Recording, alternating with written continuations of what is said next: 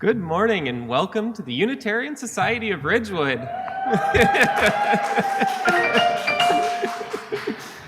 And thank you for the very warm welcome. I'm so happy to be here in Anderson with you all today.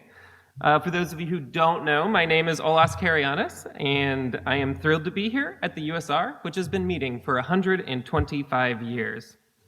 In the last century and a quarter, this community has nurtured an untold number of spiritual seekers who desire community, not dogma, division, not division, but welcome. As our congregational covenant states, we commit to a shared search for truth, meaning, and justice, determined to create a community of trust, warmth, and joy. Our mission is nothing less than the transformation of everything by intentionally growing in our minds and spirit, and by lovingly working for justice in this world we share. In pursuit of that mission, we make collective commitments to justice for LGBTQ folks, to environmental justice, and to racial justice. And we work to live those commitments in deed, not just word. Love in action, that is what we are about. If you are new and would like more information about USR, please visit our website or email Ann Peretti at annperetti@uuridgewood.org. If you are online with us, feel free to fill out the Google form being dropped into the chat.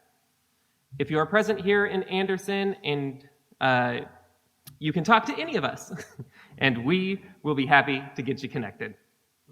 We hope everyone will remain online for the virtual coffee hour, and today we will not be doing the coffee hour here because it's raining outside and we don't want to get all wet. It is so good to be with you this morning.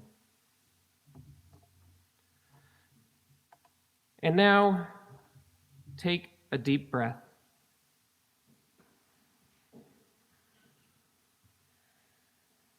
Know that when you breathe, you share the same oxygen as the squirrels, the cows, the warblers.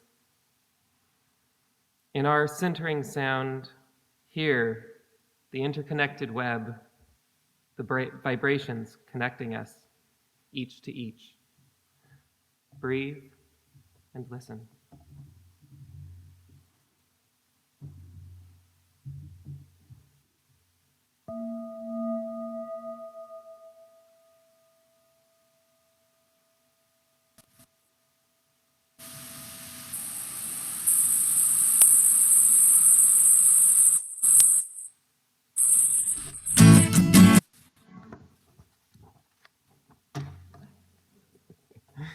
So please join us in lighting our chalice. For folks on Zoom and for folks in Anderson, the words can be found on your screen.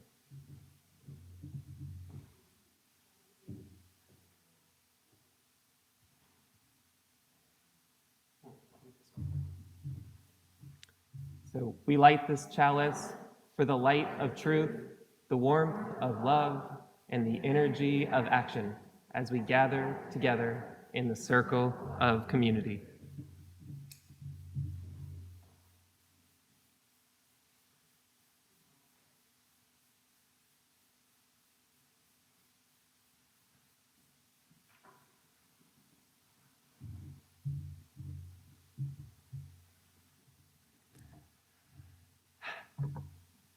Last week, Reverend Sarah talked to us about ritual, and it brought me back to my teenage years in Colorado.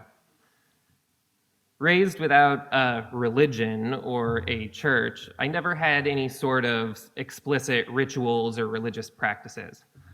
That was until I met Dave.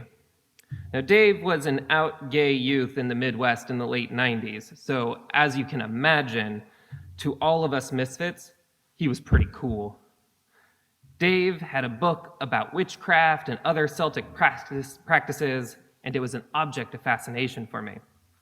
Now, this was before the internet was widespread and before Amazon was commonplace. And so I had this book. I read the dry parts about worshiping Gaia and the earth and all that. But what I really wanted was the spells. Spells to change the color of your eye, or the ring around the moon, or spells for luck or for health. Well, Dave ran away from home and he left the book in my custody. I would take my small group of friends into our local open space and we would set up a sacred circle. We would put up a bunch of stones and candles, earth, air, fire, and water at all the cardinal directions. We would say the sacred words from the book and we would sit and meditate in front of each candle. After a while, we would speak extemporaneously as we opened the circle, blessing the air for its breath, the earth for its nutrients, the fire for its warmth, and the water for all of the fish. Any of my friends from that time would not be shocked at all to learn that I was preparing for ministry. I cringe a little bit to think about it now, as I am sure it was probably the strangest type of appropriation. Imagine a young teen setting up their own Eucharist with friends. But it felt countercultural and edgy. Indeed, one of the parents found some of the candles and blessings and spells and called all of our parents with a stern warning about devil worship. But we still continued to show up there for 2 whole years, different combinations of us, and we would sit in the middle of that circle, noticing the autumnal leaves and blessing them, blessing ourselves, and speaking spells to make the wind rustle through the dead leaves. We did not necessarily believe the magic, but we did not believe it. We did, however, spend time feeling the wind, feeling its connection to us. We clutched the soil in our hands and noticed its differences when it rained or when it was so cold the ground is frozen solid. We fell in love with a tree, nestled our back in it, and stared up at the heaven through its leaves. We would have chance encounters with rabbits or deers or squirrels in the stillness, and we felt every season as it changed. So I think of that circle as my first encounter with worship, a worship of just that small corner of earth, that feeling of freedom that we were making our own meaning and tapping into something ancient. Now, whenever I go back to Colorado, I go back to that circle. It's grown over with plants and it's totally remade after these several years, but it's still there. And last time I was there was a mountain towhee. It's a beautiful little songbird, and it sat there yelling at me for disturbing its peace. And now today, as the autumn leaves are falling and the air turns crisp, and all of the animals are out scurrying about with frenetic energy to prepare for the coming cold, I invite us here to just meditate and reflect on those moments in our lives where we felt the peace and the power of the earth. Whether that be on a rowboat in the middle of a lake or that one perfect maple tree you dreamed under as a child. I invite us just to meditate on the beauty and uniqueness of this planet and to feel gratitude for life.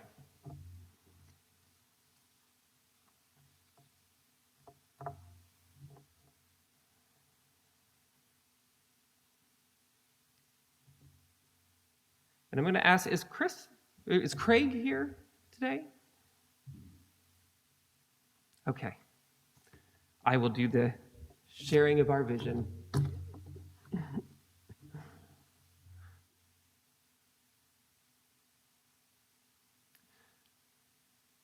So, good morning. As you know, my name is Olas Carayannis, and I'm going to be doing the sharing of our vision today. So one of the promises we make here at USR in our shared covenant is to support this congregation with our presence, gifts, and service, and to care for each other and the long-term well-being of our community.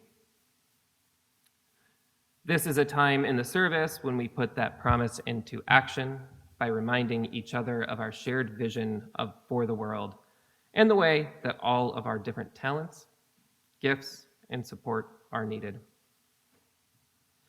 A couple of announcements this morning. This coming Tuesday, Jeff Somerville will be having an online meeting of the Welcoming and Participation Circle. For anyone interested in this work, please check your e-blasts or get in touch with Jeff for details. We have some adult religious education planned jointly with CUC. The first event is coming up on October 21st, and it is a discussion of the UUA's Common Read, Breathe by Imani Perry. Please join this virtual event. You can RSVP in Realm and you'll receive a link to the conversation. Calling all closet cleaners. We are looking for you. Giving on Reeb Porch this month of October is collecting shoes once again for soulsforsouls.org. They turn unwanted shoes into opportunity, preventing them from clogging up landfills, providing relief, and creating jobs. Please drop off all used and unwanted shoes in any condition in the box on the porch at Reeb, including cleats, sandals, single shoes, sneakers, anything you got. We also uphold our covenant by our annual and weekly giving. For October, the entire financial offering on Sundays will go to our operating budget. For our offering this morning, we ask that even those of you present in Anderson use the online methods for giving to keep us as safe as possible. The offering will now be given and gratefully received.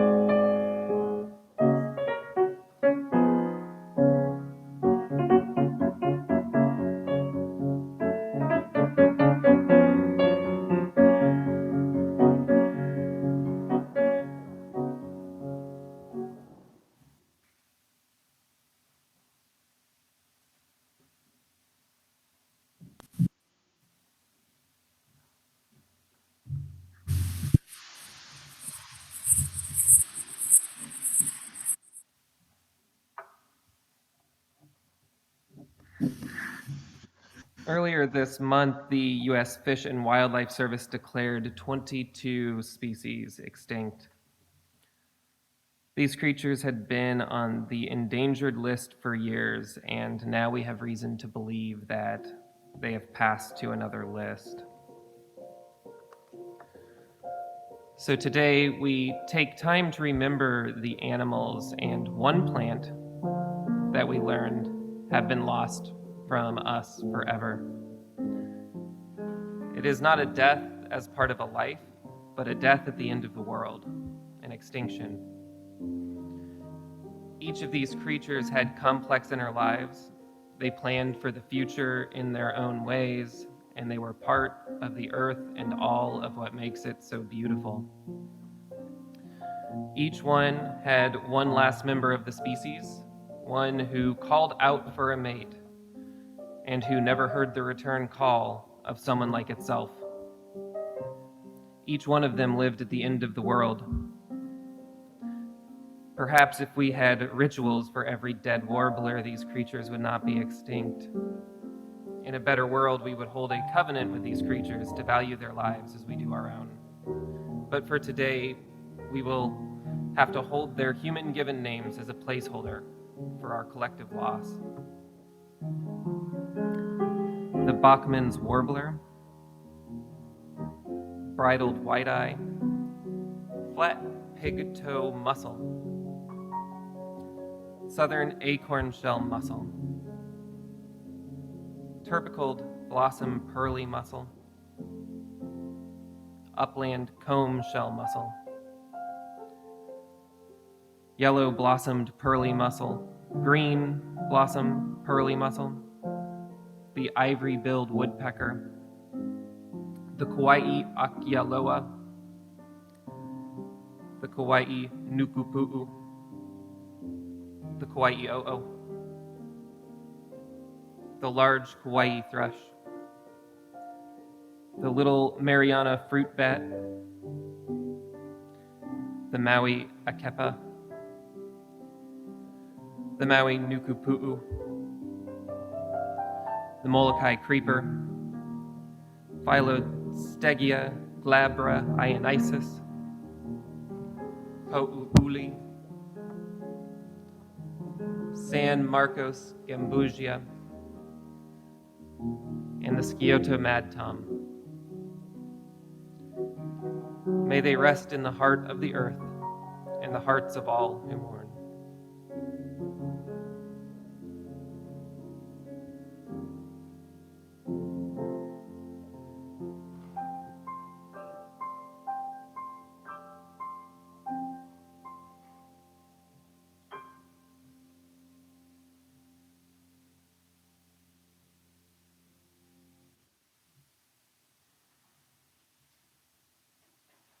Every Sunday, we take some time to sit in the quiet with each other.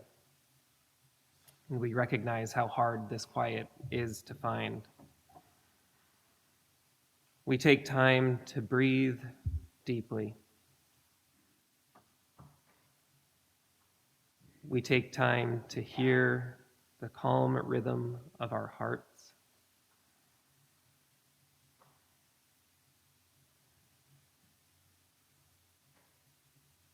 In this quiet, we open ourselves to new truths,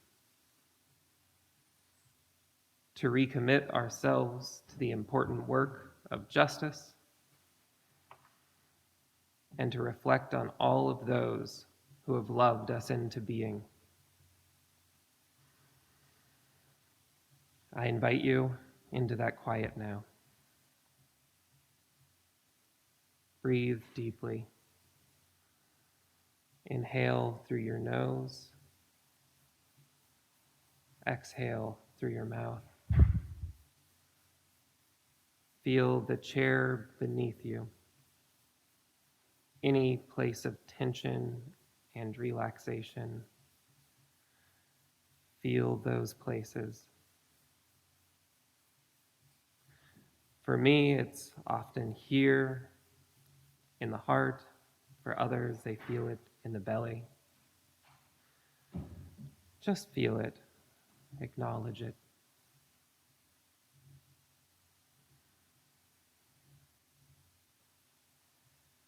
This morning, we breathe deeply, aware of the persistent anxiety of everyone we interact with in these uncertain times.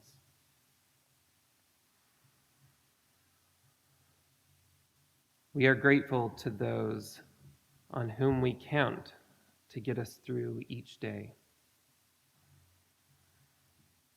A family member or friend to whom we can confess our anxieties and who will love us through our angst.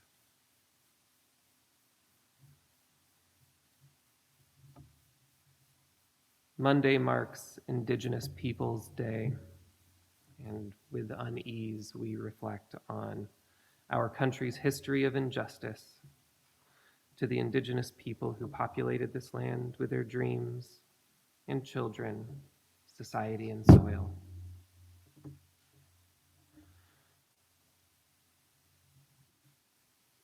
Today we are grateful for those who are working so hard to make sure that we all count, whether it be that our democratic voices count or those who count the spread of the virus so that we can all make informed health decisions. We are grateful to all of those in our medical community on whom we count to care for us all. Let us hold all of them in our hearts in this silence.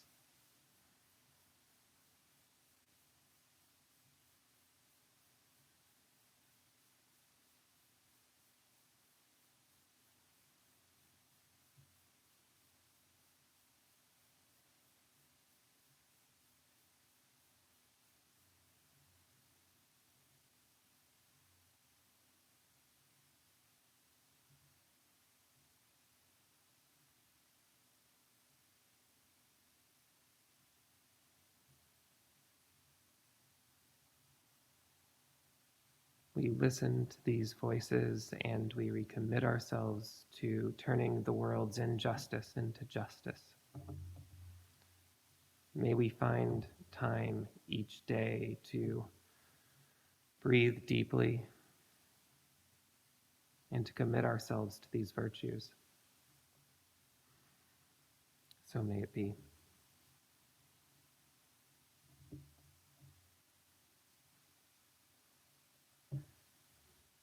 Our reading this week comes from Wisława Szymborska.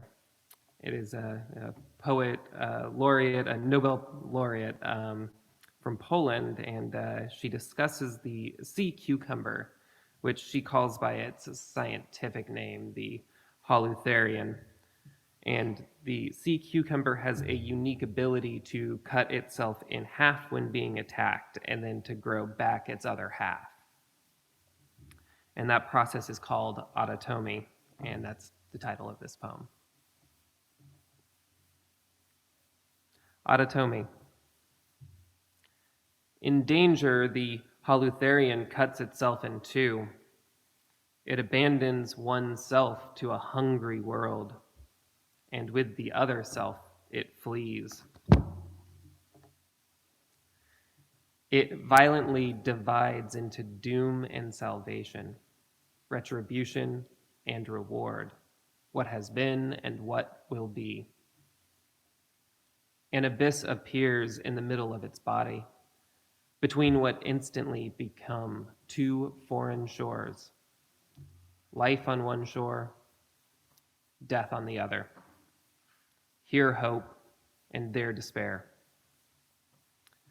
If there are scales, the pans don't move. If there is justice, this is it. To die just as required, without excess.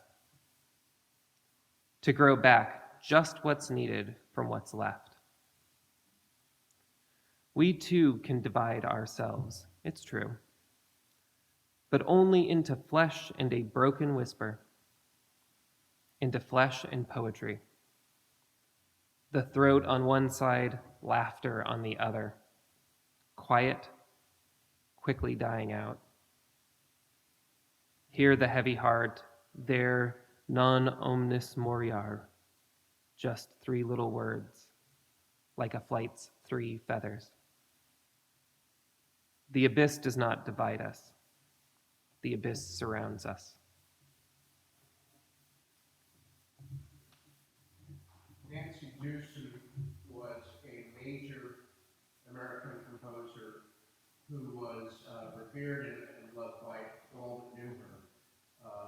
She was also related to George Gershwin, and she was a very close friend of mine. I was very privileged to be the music director at her funeral service in California. Unfortunately, she was one of the first victims of COVID. She wrote a beautiful suite called American Images, and she was also extremely ecology-minded, and this is a fabulous piece. Joshua tree, very, very interesting species, and she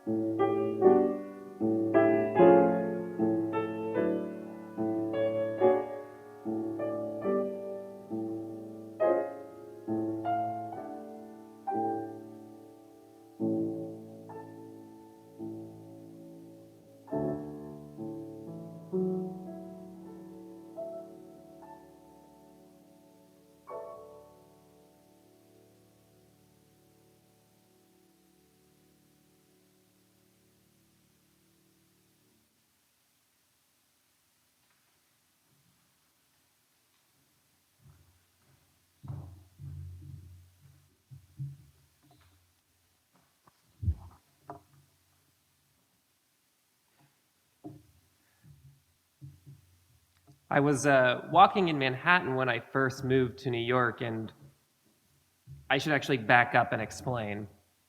Being from small towns in Colorado, strolling around Manhattan was extremely intimidating. My head had been filled by tips by my Greek grandmother who lived here in the 60s about avoiding pickpockets and criminals, which she would say with equal loathing. Like many who come from faraway places and small towns, I was just overwhelmed with the pure energy of the city, the amount of people everywhere, and the many things one had to learn. I found that pickpockets were not the danger, but maybe street or subway performers were. I learned that everywhere you went, everyone was trying to get your attention. From the advertisements, to people in poverty asking for money, to the hucksters trying to get you to sign up for a new energy plan.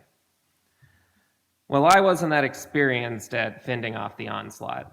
I would look people in the eye, reply uncertainly, or try to be helpful and find myself sucked into conversation after conversation with folks trying to convince me to do something.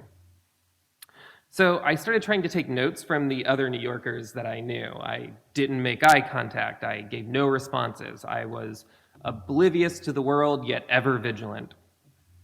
It is truly a skill that New Yorkers have perfected, and I was in training. So one day I'm walking in downtown Manhattan near City Hall Park when I saw a group of young people with clipboards stopping every sucker that they could land. Now was my chance to sharpen up my skills. I pretended like they didn't exist. I tried to smooth out my face in that neutral, almost scowl, and I walked resolutely. So I'm guessing if you have been doing street canvassing for long enough in New York, you know the fakers, because one particularly aggressive young person kept walking in front of me. That young person was walking backward, facing me, asking me friendly questions like, "Hi, how are you doing? You look like you could talk." Now, I was worried that this person was going to tumble over, so I began watching intently, but I was also very annoyed. I just wanted to go home after a long day of work. And he said to me, "Do you love the earth?" And in cold annoyance, I answered firmly, "Nope." The genuine stunned and hurt expression on this young person's face has stayed with me to this day. He slowed, but only for a second, and I darted past him. And I heard him say behind me, "What do you love then?" Well, like any trainee, I felt partially vindicated. I got away from them. But another part of me knew that something had gone awry. And not just as a New Yorker. I do often think of that young person who was obviously alarmed by the environmental destruction of the planet. And I wonder sometimes where that person is now and if they are just disillusioned in the fight for climate justice. Now, obviously, my reaction to them was just one in a long stream of exasperated New Yorkers tired of being jockeyed about by anyone with a cause, whether that be the Earth or the Comptroller's campaign. Do you love the Earth? No. What do you love then? Augustine, the famous Roman who converted to Christianity and then later defined so much of what Christianity would become in subsequent years, he asked a question. He asks, what do you love when you love God? What do we love when we love God? I think that the formulation of this question is really as powerful as the question itself. And no, I'm not going to preach to you all about a God that many of us do not believe exists. But the form of this question is something beautiful. Often we focus on the cognitive aspects of knowing a God at all. How can we be certain? How can we know? But Augustine's challenge is not to know, but to know love. So the question I want to ask is, what do we love when we love the earth? And this may also be the question, what do we love when we love at all? Because if you say, I love a child, or I love my mother, or I love brownies, or I love autumn, any single one of these is an expression of the love of the earth. And just like Augustine's God, the earth is much too big of a concept to know in any thorough sense of the word. And it is very hard to grasp what loving the earth is because of just how big it is. So I would say loving at all is loving the earth. Now, the theme for this year at USR and the theme for this year is a journey. The theme for this month is packing our bags. Reverend Sarah is asking us to ask ourselves, on a spiritual journey, what do you pack? Last week, she talked about rituals and symbols. Our rituals help form our love. How we marry, how we bless children, how we die, how we mourn, how we bless our animals, all of these rituals form the way we approach loving ourselves and loving each other. So, how would our earth be different today if our rituals were different? What if, for 1,000 years, we had a ritual of waking up each morning, finding a tree or a plant, and blessing it?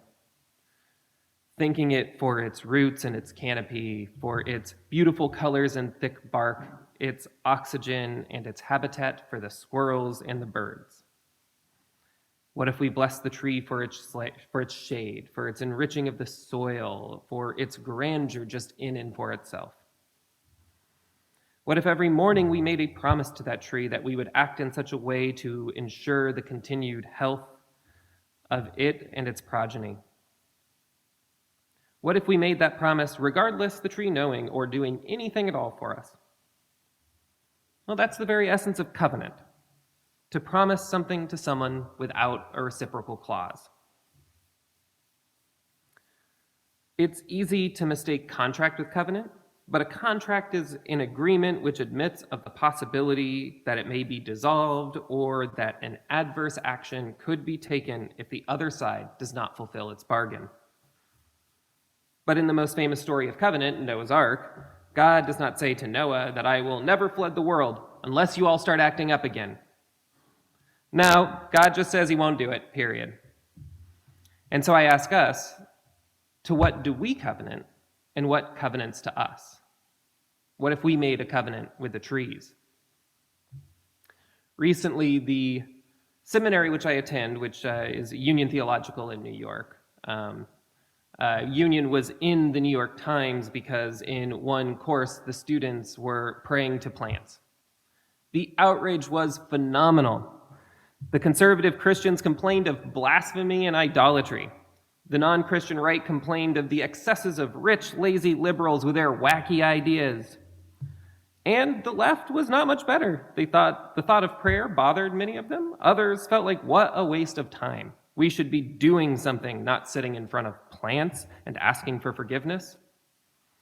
We on the left certainly do love doing things. And whenever I feel this urge to just do something, I remind myself of the White Rabbit in Alice in Wonderland. And the White Rabbit tells us, don't just do something, stand there. I have heard that used in chaplaincy contexts. This idea of don't just go rushing about to do something, sit with the person who is unwell. Sit with them and just be there. Well, we know that the earth is sick. And the wisdom of praying with the trees, for the trees, and to the trees is that chaplaincy with our sick earth.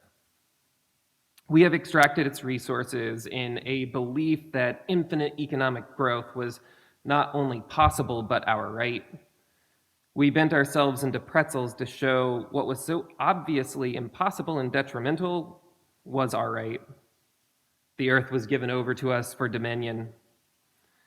18th century thinkers and scientists tried to convince us that animals did not feel and that the squeals of pain during vivisection was nothing more than an automatic reaction of a robot. 19th century thinkers convinced us that greed and excess were fundamental drives of all beings and that growth and creativity could only happen through competition and domination. And the thinkers of the 20th century tried to convince us that our technology might overcome any problem we encountered. Our science fiction assumed that infinite technological growth could happen and that we could never exhaust the resources of this planet. If we had a contract with Earth, that contract would have been null and void by now. The Earth would have ejected us into space or strangled our oxygen or worse. But the Earth has no contract. The Earth may be how we learn the concept of a covenant at all. Because no matter how much we mess up, the Earth keeps churning up food, trees, air, water. Even when the Earth is sick, as the Earth surely is, still it sustains lives. And the Earth will do this until it can no longer do it. And once the Earth can no longer support life, well, we're on the edge in terms of time, insofar as humanity is concerned. And the point here is not to valorize selfless giving, even when the covenanting partner is abusive. Being out of covenant with the earth sickens the earth and makes us not at home with the earth. When covenant is broken, all parties suffer, and the earth's response is a sickness as much as is human excess. But the human sickness is the insane belief that we can technologize ourselves out of this, and that belief is a result of the hundreds of years of rituals that tell us that we are the center of all meaning, that we are the dominant species, the top of the food chain, the fittest and the smartest and the most powerful. And now the billionaires who are traveling to space and planning Mars missions only help underscore the insanity of this technologizing solution. They are packing their bags and they have nowhere to go. In our reading today, Szymborska tells us that the abyss does not divide us, it surrounds us. The abyss surrounds us. If there was ever a reason to love the earth, it is that the earth, unlike literally anywhere else that we are aware, has made the covenant to keep reproducing our lives. We can't sever ourselves from this planet any more than we can sever ourselves in two. And I do want to be very clear. So often those among us who bear the least responsibility give over to themselves the greatest burden. We agonize over whether we recycled correctly or whether this is the year to get an electric car. Meanwhile, the world's greatest polluters are protected from the effects of their decision, and they design rockets that spew carbon into the atmosphere in a desperate bid to escape.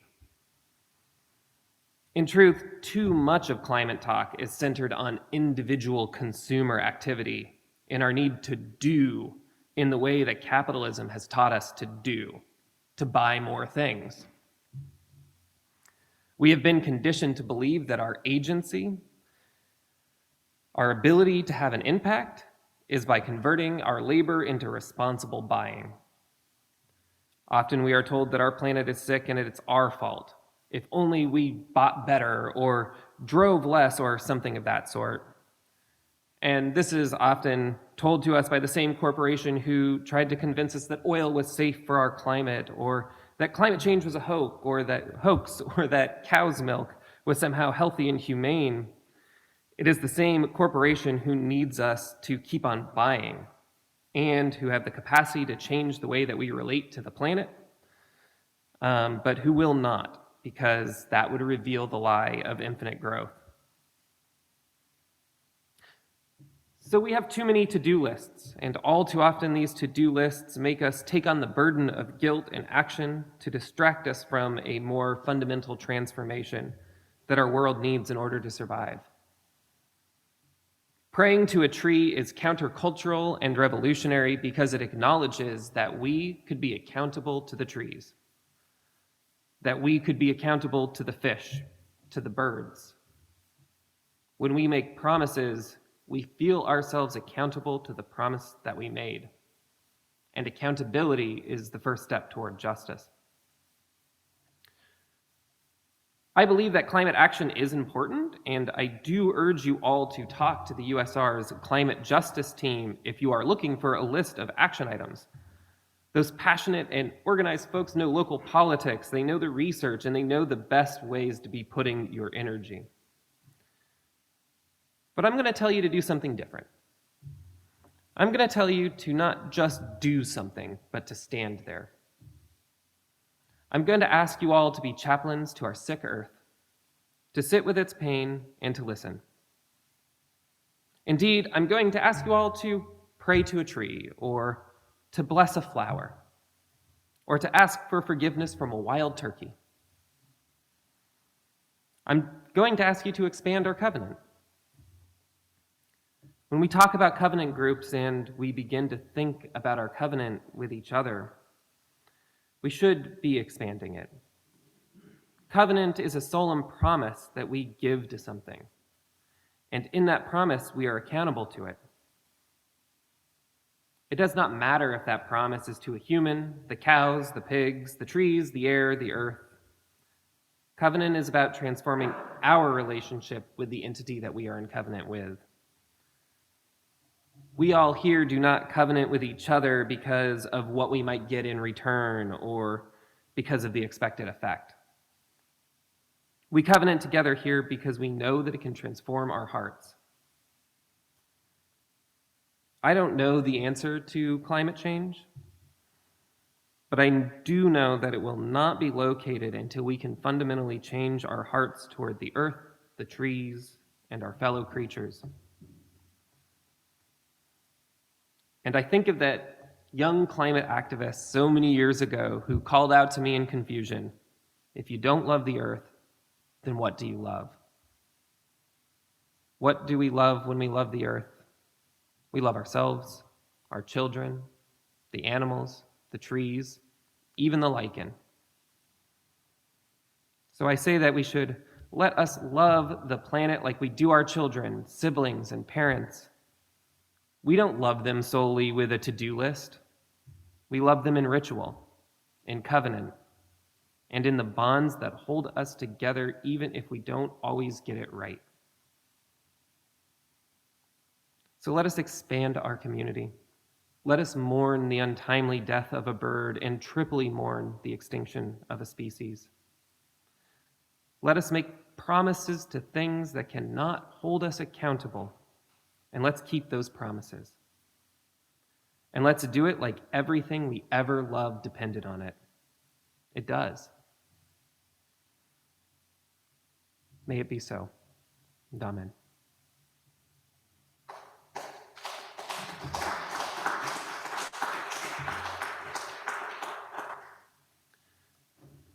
I'm going to test all of your memories because we don't have slides for the extinguishing right now. The internet went down on one of the computers. So who remembers the extinguishing words?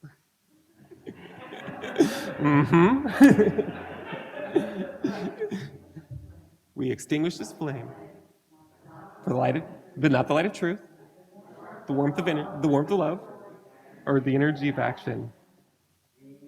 May it burn brightly until we are together again.